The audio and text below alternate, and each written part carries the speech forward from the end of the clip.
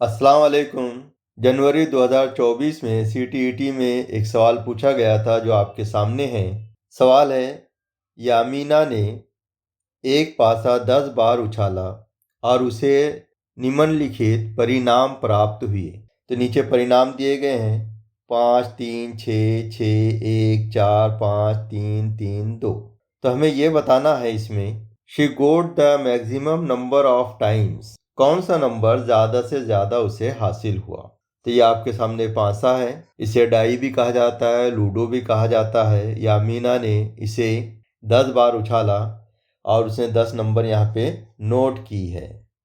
In note किए हुए number में से हमको ये बताना है कि ज़्यादा से ज़्यादा मर्तबा कौन सा नंबर आया है। तो बहुत ही आसान है, बच्चों जैसा सवाल है। इसमें देखिए हम गिन लेते हैं।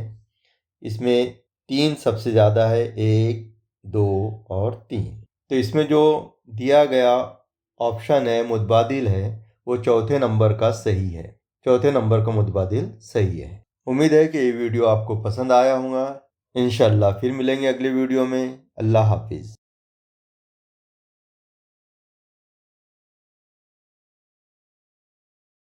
सब्सक्राइब कीजिए स्टडी 360 उर्दू को और बेल आइकॉन को दबाइए ताकि आने वाले वीडियो की आपको नोटिफिकेशन मिलती रहे।